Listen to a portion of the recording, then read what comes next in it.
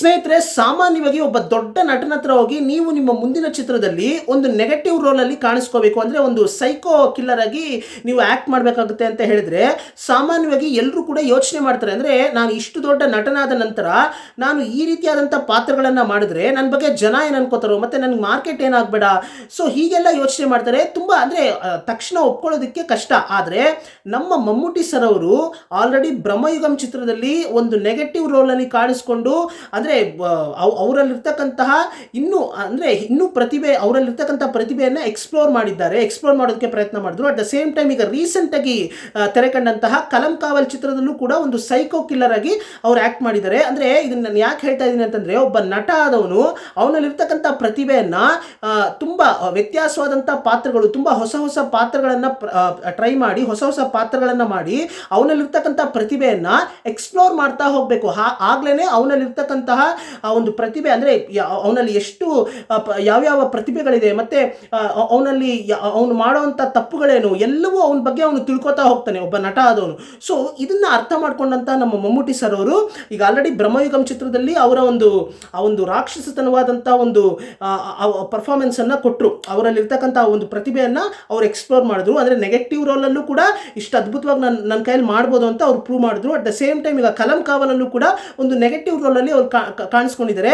ಇದರ ವಿಶೇಷತೆ ಏನಪ್ಪಾ ಅಂತಂದರೆ, ಸೈಕೋ ಕಿಲ್ಲರ್ ಕಥೆಗಳು ಸಾಕಷ್ಟು ಚಿತ್ರದಲ್ಲಿ ನಾವು ನೋಡಿರ್ತೀವಿ. ಆದರೂ ಕೂಡ ಈ ಚಿತ್ರದ ವಿಶೇಷತೆ ಏನಪ್ಪಾ ಅಂತಂದರೆ ನಮ್ಮ ಮಮ್ಮೂಟಿ ಸರ್ ಅವರ ಅಭಿನಯನೇ. ಯಾಕೆಂತಂದರೆ ಈ ಚಿತ್ರದಲ್ಲಿ ಸಾಮಾನ್ಯವಾಗಿ ಚಿತ್ರವನ್ನು ನೋಡೋದಕ್ಕಿಂತ ಮುಂಚೆ ಇದರಲ್ಲಿ ವಿನಾಯಕನ್ ಸರ್ ಅವರೇ ನೆಗೆಟಿವ್ ರೋಲಲ್ಲಿ ಕಾಣಿಸ್ಕೊಂಡಿರ್ತಾರೇನೋ ಅಂತ ನಮ್ಗೆ ಅನಿಸುತ್ತೆ.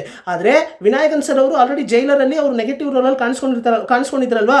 ಸೊ ಈಗ ಅವರೇ ಇದರಲ್ಲೂ ಕೂಡ ನೆಗೆಟಿವ್ ರೋಲಲ್ಲಿ ಕಾಣಿಸ್ಕೊಂಡಿರ್ತಾರೆ. ಮಮ್ಮೂಟಿ ಸರ್ ಅವರು ಪ್ರೊಟಗನಿಸ್ಟ್ ಆಗಿರ್ತಾರೆ ಅಂತಲೇ ನಾವು ಎಕ್ಸ್ಪೆಕ್ಟ್ ಮಾಡಿ ಹೋಗಿರ್ತೀವಿ. ಆದರೆ ಈ ಚಿತ್ರದಲ್ಲಿ ನಿಮಗೆ ಅಂದರೆ ಒಂದು ಸರ್ಪ್ರೈಸ್ ಏನಪ್ಪಾ ಅಂತಂದರೆ, ಮಮ್ಮೂಟಿ ಸರ್ ಅವರೇ ಇದರಲ್ಲಿ ನೆಗೆಟಿವ್ ರೋಲ್ ಆಗಿ ಕಾಣಿಸ್ಕೊಂಡಿರೋದು. ವಿನಾಯಕನ್ ಸರ್ ಅವರು ಇನ್ವೆಸ್ಟಿಗೇಟೆಡ್ ಆಫೀಸರ್ ಆಗಿ ಬರ್ತಾರೆ. ಸೊ ಇಬ್ಬರು ಕೂಡ ಈ ಚಿತ್ರದಲ್ಲಿ ಒಂದು ಮುಖ್ಯವಾದಂಥ ಎರಡು ಪಿಲ್ಲರ್ಸ್ ಅಂತಾನೆ ಹೇಳಬೇಕು. ಸೊ ನಮ್ಮ ಮಮ್ಮೂಟಿ ಸರ್ ಅವರು ಆ ಒಂದು ಸೈಕೋ ಕಿಲ್ಲರ್ಗೆ ಇರ್ತಕ್ಕಂಥ ಆ ಒಂದು ಗುಣಲಕ್ಷಣಗಳು ಅಂದರೆ ಎಷ್ಟು ನ್ಯಾಚುರಲ್ ಆಗಿ ಅವರ ಎಕ್ಸ್ಪ್ರೆಷನ್ ಮುಖಾಂತರ ನಮಗೆ ಕನ್ವೆ ಮಾಡ್ತಾರೆ ಅಂತಂದರೆ ನಮಗೆ ಒಂದು ಕಡೆ ಭಯ ಅನಿಸುತ್ತೆ. ಅಯ್ಯೋ ಏನಪ್ಪ ಇಷ್ಟರ ಮಟ್ಟಿಗೆ ಅಂದರೆ ಆ ಹೆಣ್ಣು ಮಕ್ಕಳನ್ನು ಈ ರೀತಿ ಬಲೆಗೆ ಬೀಳಿಸ್ಕೊಂಡು ಈ ರೀತಿ ಕೊಲೆ ಮಾಡ್ತಾ ಇದ್ದಾರಲ್ಲ, ಅಂದರೆ ನೋಡೋದಕ್ಕೆ ಅಷ್ಟು ಒಳ್ಳೆಯ ಒಂಥರ ಕಾಣಿಸುವಂಥ ಈ ಮನುಷ್ಯ ಇಷ್ಟರ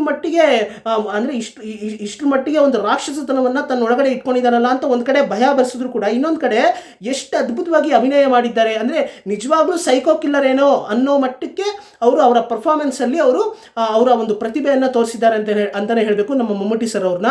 ಸೊ ಈ ಚಿತ್ರದ ಇನ್ನೊಂದು ವಿಶೇಷತೆ ಏನಪ್ಪ ಅಂತಂದರೆ, ಈ ಚಿತ್ರ ನಡೆಯುವಂಥ ಕಾಲಘಟ್ಟ ಬಂದು 2000ನಲ್ಲಿ ಅಂದರೆ 2005 ಸೊ 2000ಇಂದ 2005 ಈ ಕಾಲಘಟ್ಟದಲ್ಲಿ ನಡೆಯುವಂಥ ಕಥೆ ಆದ್ರಿಂದ, ಮತ್ತು ಈ ಕಥೆ ನಡೆಯೋದು ತಿರುವನಂತಪುರಂ ಕೇರಳ ಮತ್ತು ತಮಿಳುನಾಡು ನಾಗರ್ಕೋಯಿಲ್, ಈ ತಮಿಳುನಾಡು ಕೇರಳ ಬಾರ್ಡರ್ನ ಸ್ಥಳಗಳಲ್ಲೇ ನಡೆಯುವಂಥ ಕಥೆ ಆದ್ರಿಂದ ಆಗಾಗ ಅಂದರೆ ಇವರು ಅಂದರೆ ತಮಿಳು ಮಾತಾಡುವಂಥ ಹುಡುಗಿಯರನ್ನು ಕೂಡ ಇವರು ಬಲೆಗೆ ಬೀಳಿಸ್ಕೊಂಡು ಕಿಡ್ನಾಪ್ ಮಾಡಿಕೊಂಡು ಸಾಯಿಸ್ತಾ ಬರ್ತಾರೆ.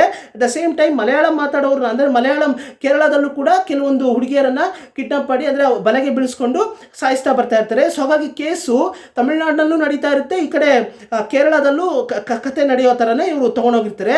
ಹಾಗಾಗಿ ಅಲ್ಲಲ್ಲಿ ತಮಿಳು ಕೂಡ ಬರ್ತಾ ಇರುತ್ತೆ, ಅಲ್ಲಲ್ಲಿ ಮಲಯಾಳಂ ಕೂಡ ಬರ್ತಾ ಇರುತ್ತೆ. ಅಟ್ ದ ಸೇಮ್ ಟೈಮ್ ಇಲ್ಲಿ ಹೀಗಿರೋದ್ರಿಂದ ಕತೆ ನಮ್ಮ ಸೈಕೋ ಕಿಲ್ಲರ್ಗೆ ಅವರಿಗೆ ತಮಿಳ್ ವಿಂಟೇಜ್ ಸಾಂಗ್ಸ್ ಅಂದರೆ ಓಲ್ಡ್ ತಮಿಳ್ ಸಾಂಗ್ಸ್ನ ಕೇಳೋದಕ್ಕೆ ತುಂಬ ಅವ್ರಿಗಿಷ್ಟ. ಸೊ ಹಾಗಾಗಿ ಆಗಾಗ ಕಾರ್ನಲ್ಲಿ ತಮಿಳ್ ವಿಂಟೇಜ್ ಸಾಂಗ್ಸನ್ನು ಹಾಕ್ಕೊಂಡು ಬ್ಯಾಕ್ಗ್ರೌಂಡಲ್ಲಿ ನಮಗೆ ಕೇಳಿಸೋ ಥರ ಇರುತ್ತೆ, ಅವರು ಕೇಳಿಸ್ಕೊಳ್ಳೋ ಥರ ನಮಗೆ ತೋರಿಸಿರ್ತಾರೆ. ಸೊ ಅದು ಒಂಥರ ಥಿಯೇಟ್ರಲ್ಲಿ ನಮಗೆ ಸ್ಕ್ರೀನ್ ಪ್ಲೇ ಒಂದು ಕಡೆ ಸಿನಿಮಾ ನೋಡ್ತಾ ಬ್ಯಾಕ್ಗ್ರೌಂಡಲ್ಲಿ ಆ ಸೀನ್ಗೆ ತಕ್ಕಂತೆ ಆ ಹಾಡುಗಳನ್ನು ಅವ್ರು ಸೆಟ್ ಮಾಡಿದ್ದಾರೆ. ಮತ್ತು ಇದ್ಯಾವುದು ಕೂಡ ತಮಿಳ್ ಓಲ್ಡ್ ಸಾಂಗ್ಸ್ನ ಇವ್ರು ಏನು ಸೆಟ್ ಮಾಡಿದ್ದಾರೆ, ಇದ್ಯಾವುದು ಕೂಡ ತಮಿಳ್ ಸಿನಿಮಾದ ಓಲ್ಡ್ ಸಿನಿಮಾಗಳಿಂದ ಇವರು ತಗೊಂಡಿರುವಂಥದ್ದಲ್ಲ. ಈ ಚಿತ್ರಕ್ಕಂತಲೇ ಇವರು ಕ್ರಿಯೇಟ್ ಮಾಡಿರೋದು, ಹೊಸದಾಗಿ ಕ್ರಿಯೇಟ್ ಮಾಡ್ಕೊಂಡಿದ್ದಾರೆ. ಯಾಕಂತಂದರೆ ಓಲ್ಡ್ ತಮಿಳ್ ಸಾಂಗ್ಸನ್ನೇ ಇವ್ರು ತೊಗೊಂಡ್ಬಿಟ್ಟಿದ್ದರೆ ಕಾಪಿರೈಟ್ ಇಶ್ಯೂ ಆಗ್ತಾಯಿತ್ತು. ಈಗೆಲ್ಲ ತುಂಬ ಕಾಪಿರೈಟ್ ಇಶ್ಯೂ ಬರ್ತಾ ಇದೆಯಲ್ವಾ ಹಲವಾರು ಚಿತ್ರಗಳಲ್ಲಿ. ಸೊ ಹಾಗಾಗಿ ಆ ರೀತಿ ಆಗಬಾರ್ದು ಅನ್ನೋ ಕಾರಣದಿಂದ ಇವರು ಫಸ್ಟೇ ಮುಂಜಾಗ್ರತೆ ವಹಿಸಿ ಇವ್ರಿಗೆ ಅಂತಲೇ ಈ ಚಿತ್ರಕ್ಕಂತಲೇ ಸ್ವಲ್ಪ ಅಂದರೆ ಕೆಲವು ತಮಿಳು ಹಾಡುಗಳನ್ನು ಆಗಿನ ಕಾಲದಲ್ಲಿ ಆ ಒಂದು ಟೈಮ್ ಪೀರಿಯಡ್ನಲ್ಲಿ ತಮಿಳು ಓಲ್ಡ್ ಸಾಂಗ್ಸ್ ಯಾವ ರೀತಿ ಇರ್ಬೋದು ಅನ್ನೋದ್ರ ಬಗ್ಗೆ ಕಲ್ಪನೆ ಮಾಡಿಕೊಂಡು ಇವರು ರೀಕ್ರಿಯೇಟ್ ಮಾಡಿದ್ದಾರೆ ಅಂತಲೇ ಅಂತಲೇ ಹೇಳಬೇಕು. ಅದೆಲ್ಲ ತುಂಬ ಅತ್ಯದ್ಭುತವಾಗಿತ್ತು. ಮತ್ತು ಸ್ಕ್ರೀನ್ ಪ್ಲೇ ಕೂಡ ಅಂದರೆ ಈ ಚಿತ್ರದಲ್ಲಿ ಎಲ್ಲವೂ ಕೂಡ ನಮಗೆ ರಿವೀಲ್ ಮಾಡಿಬಿಡ್ತಾರೆ. ಅಂದರೆ ಇವರೇ ಸೈಕೋ ಕಿಲ್ಲರು ಮತ್ತು ಇವರೇ ಇನ್ವೆಸ್ಟಿಗೇಟೆಡ್ ಆಫೀಸರು ಅಂದರೆ ಎಲ್ಲ ರಿವೀಲ್ ಮಾಡಿದ್ರು ಕೂಡ ನಮಗೆ ಎಲ್ಲೂ ಕೂಡ ನಮಗೆ ಬೋರ್ ಆಗೋದಿಲ್ಲ ಮತ್ತು ಲ್ಯಾಗ್ ಅನಿಸೋದಿಲ್ಲ. ಮತ್ತು ಇನ್ನೂ ಒಂದು ನಮಗೂ ಕೂಡ ಒಂದು ಎರಡು ಕಡೆ ಒಂದು ಸಸ್ಪೆನ್ಸನ್ನು ಇಟ್ಟಿದ್ದಾರೆ. ಅದನ್ನು ರಿವೀಲ್ ಮಾಡುವಂಥ ಸೀನ್ ಆಗಿರ್ಬೋದು. At the same time Vinayakan sir ಅವರು ಮತ್ತು ಮಮ್ಮೂಟಿ ಸರ್ ಅವರು ಮೀಟ್ ಮಾಡುವಂಥ ಸೀನು, ಇಂಟರ್ವಲ್ ಸೀನ್ ಆಗಿರ್ಬೋದು, ಅದು ಗೂಸ್ ಬಂಪ್ಸ್ ಕೊಡುತ್ತೆ. ಮತ್ತು ಕ್ಲೈಮ್ಯಾಕ್ಸ್ ಸೀನಲ್ಲೂ ಕೂಡ ಒಂದು ಗೂಸ್ ಬಂಪ್ಸ್ ಮೂಮೆಂಟ್ ಅಂತಲೇ ಹೇಳಬೇಕು. ಸೊ ಓವರ್ ಆಲ್ ಈ ಚಿತ್ರವನ್ನು ಥಿಯೇಟರ್ನಲ್ಲಿ ಎಕ್ಸ್ಪೀರಿಯನ್ಸ್ ಮಾಡುವಂಥ ಒಂದು ಅತ್ಯದ್ಭುತವಾದಂಥ ಚಿತ್ರ. ಮಿಸ್ ಮಾಡದೆ ಯಾರಾದರೂ ಇನ್ನೂ ಈ ಚಿತ್ರವನ್ನು ಚಿತ್ರಮಂದಿರಕ್ಕೆ ಹೋಗಿ ನೋಡಿಲ್ಲ ಅಂತಂದರೆ ದಯವಿಟ್ಟು ನೋಡಿ, ಮಿಸ್ ಮಾಡ್ಕೋಬೇಡಿ ಅಂತ ಹೇಳ್ತಾ, ಮತ್ತೆ ಸ್ನೇಹಿತರೆ ಈ ಚಿತ್ರದ ಡೈರೆಕ್ಟರ್ ಬಂದು ಜಿತಿನ್ ಕೆ ಜೋಸ್ ಅಂತ. ಮತ್ತೆ ಈ ಚಿತ್ರ ಇದುವರೆಗೂ ಅಂದರೆ ತೆರೆ ಕಂಡಿದ್ದು ಡಿಸೆಂಬರ್ 5ನೇ ತಾರೀಕು. ಇದುವರೆಗೂ ಈ ಚಿತ್ರ ಎಸ್ಟಿಮೇಟೆಡ್ ಆಗಿ ಒಂದು 65 ಕೋಟಿ ಮಾಡಿದೆ ಅಂತ ಹೇಳ್ತಾರೆ. ಆದರೆ ಈ ಚಿತ್ರಕ್ಕೆ ಇನ್ವೆಸ್ಟ್ ಮಾಡಿರುವಂಥದ್ದು ಬಂದು ಒಂದು ಎಸ್ಟಿಮೇಟೆಡ್ ಆಗಿ ಒಂದು 15 ಕೋಟಿ ಅಂತ ಹೇಳ್ತಾರೆ. ಸೊ ಒಂದು ಇನ್ಫಾರ್ಮೇಷನ್ ಹೇಳಿದೆ ಅಷ್ಟೇ, ನನಗೆ ಇದು ತಿಳ್ಕೊಂಡಿದ್ದೆ, ಅದಕ್ಕೆ ಹೇಳ್ತಾ ಇದ್ದೀನಿ ಅಷ್ಟೇ. ಅಂದರೆ ಒಂದು ಒಳ್ಳೆ ಕಂಟೆಂಟೇ ಅಲ್ಟಿಮೇಟ್ ಹೀರೋ. ಯಾರು ಅದರಲ್ಲಿ ನಟನೆ ಮಾಡಿದ್ದಾರೆ, ಯಾರು ಅಂದರೆ ಇವ್ರು ಆ್ಯಕ್ಟ್ ಮಾಡಿದಾರ, ಅವ್ರು ಆ್ಯಕ್ಟ್ ಮಾಡಿದಾರ, ಅದೆಲ್ಲ ಯಾವುದು ಮುಂದೆ ಬರಲ್ಲ. ಅಲ್ಟಿಮೇಟ್ಲಿ ಕತೆ ಚೆನ್ನಾಗಿದೆಯಾ, ಆ ಕಥೆಯನ್ನು ಅಂದರೆ ಪ್ರೆಸೆಂಟ್ ಮಾಡಿರುವಂಥ ಒಂದು ಸ್ಕ್ರೀನ್ ಪ್ಲೇ ಚೆನ್ನಾಗಿದೆಯಾ, ಖಂಡಿತ ಎಲ್ಲರೂ ಕೂಡ ನೋಡ್ತಾರೆ ಸ್ನೇಹಿತರೆ. ಸೊ ಚಿತ್ರಕಥೆ ಚೆನ್ನಾಗಿರಬೇಕು, ಕತೆ ತುಂಬ ಹೊಸ್ತು ಅಂತ ಅನಿಸ್ಬೇಕು.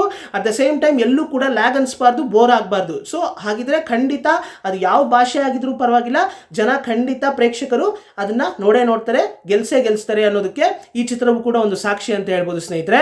ಇದೇ ರೀತಿ ಒಳ್ಳೊಳ್ಳೆ ವಿಷಯಗಳನ್ನು ಮಾತಾಡೋಣ, ಪಾಸಿಟಿವ್ ಆಗಿರಿ, ಕಂಟಿನ್ಯೂಸ್ಲಿ ನಾಲೆಜನ್ನು ಗೇನ್ ಮಾಡ್ತಾ ಇರಿ ಅಂತ ಹೇಳ್ತಾ ಎಲ್ರಿಗೂ ನಮಸ್ಕಾರ ಸ್ನೇಹಿತರೆ.